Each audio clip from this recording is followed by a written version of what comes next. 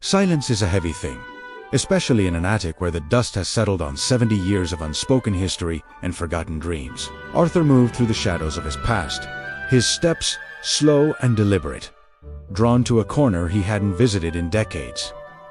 There it sat, beneath a heavy canvas shroud, the shortwave radio, a relic of a world that had long since moved on without him. His fingers, gnarled by time, found the cold brass dial. He remembered the weight of it, the way it used to pulse with life. The attic was quiet until the first crackle of static broke the piece of jagged, electrical sound that felt like a heartbeat starting anew. He turned the dial slowly, searching through the hiss of the atmosphere, looking for something he thought was lost forever in the rubble. Then, through the white noise, a melody emerged. Not music, but a rhythm, a coded signal they had shared when the sky was falling. Suddenly, the attic walls seemed to dissolve, the scent of dust replaced by the cold, damp air of the London Underground. It was 1940.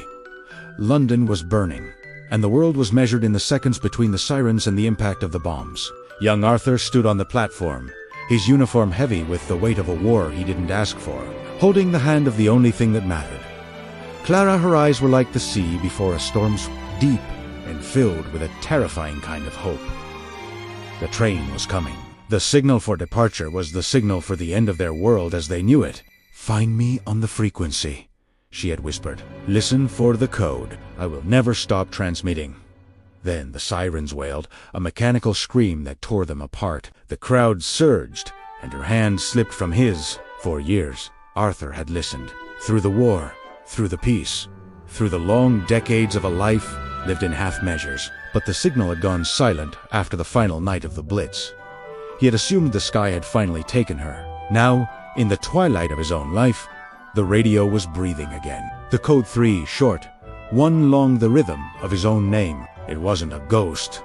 It was a beacon, a signal crossing the vast, impossible distance of time to find him.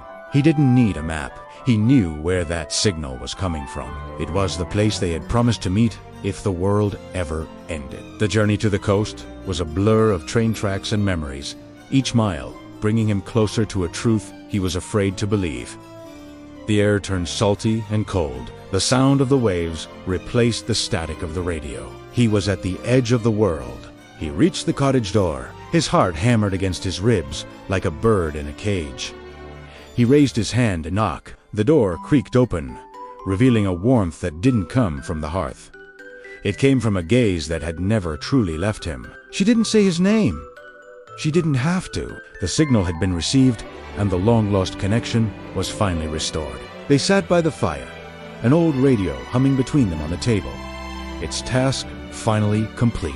The trauma of the Blitz, the years of silence, the pain of being aparted all faded into the gentle crackle of the flames. The sun dipped below the horizon, painting the sea in shades of gold and violet. The signal finally faded into a peaceful silence. For some things, like the power of a promised heart, are stronger than any war and more enduring than any distance.